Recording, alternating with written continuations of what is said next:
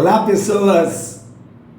Flávio Dino e a revisão da vida toda. Como diz o pastor Sandro Rocha nos Desdobramentos, mesmo com os galhos ensaboados, o maranhense Flávio Dino trepou na árvore e por 47 votos contra 31 foi eleito ministro do STF, na vaga da gaúcha Rosa Weber.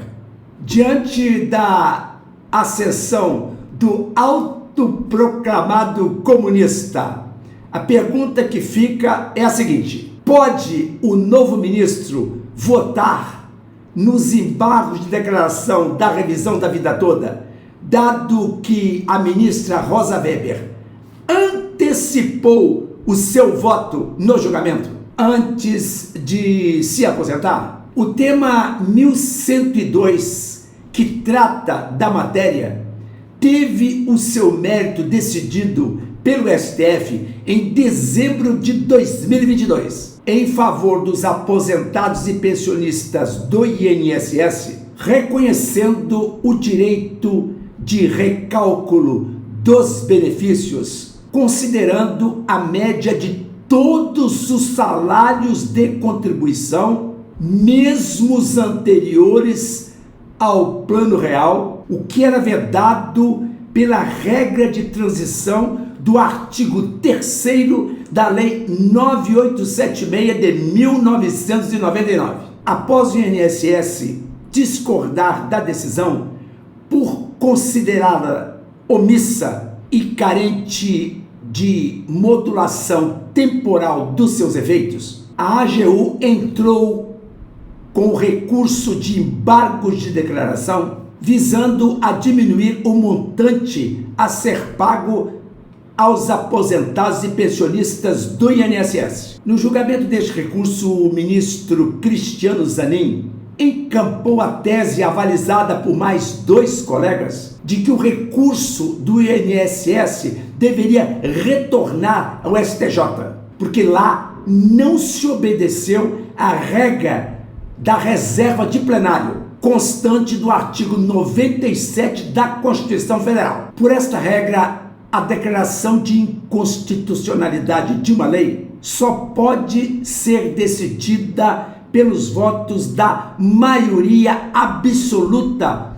dos membros do plenário do colegiado, o que lá não aconteceu no julgamento da revisão da vida toda, pois o acórdão foi redigido por apenas uma turma. A cambalhota do ministro Zanin, lá se sabe com que intenção, começou a desenhar um recuo da posição do próprio STF sobre a decisão de dezembro de 2022, contrária ao INSS. Esta situação levou o relator dos embargos no plenário virtual, ministro Alexandre de Moraes, a fazer pedido de destaque suspendendo o julgamento. No dia 3 de dezembro de 2023, o recurso já foi gabaritado ao plenário físico para ser feita nova apreciação a partir do marco zero, de forma que os votos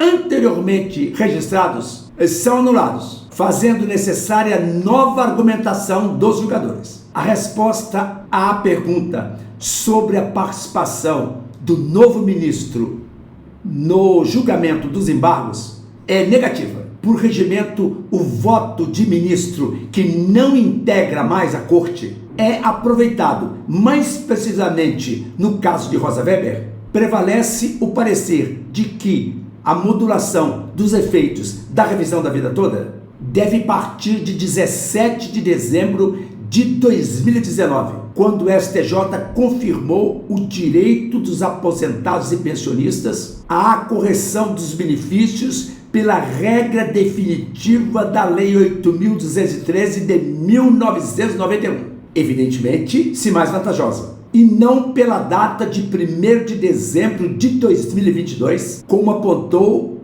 o ministro Alexandre de Moraes em seu voto, data de julgamento no STF. O presidente do STF, Luiz Roberto Barroso, no último dia 21 divulgou a pauta dos temas a serem julgados em 2024, encontrando-se entre eles a revisão da vida toda. Isso é um alento para aposentados e pensionistas que, depois da estranha manobra do ministro Cristiano Zanin, viram estilhaçadas as suas esperanças com o desfecho do mérito do tema 1102, depois de 10 anos de luta judicial.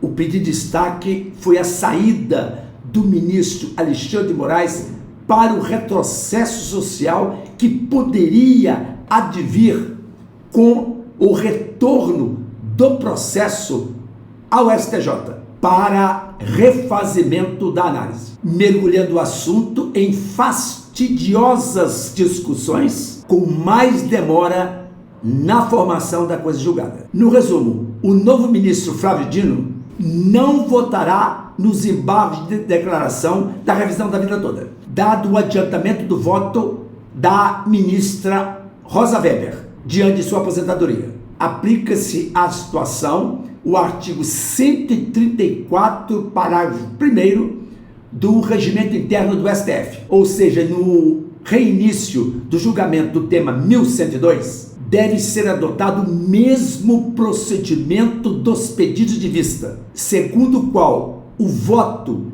de ministro afastado por aposentadoria ou outro motivo deve ser mantido. Infelizmente, o tumulto imposto ao processo com a tese do reexame do STJ não pode ir avante, sob pena de dar guarida aos expedientes do INSS para ganhar tempo para pagar aos milhares de aposentados e pensionistas que foram tungados pelo governo, através da subtração de tempo de efetiva contribuição relativo ao período anterior a julho de 1994. Este foi o Soletrando Direito.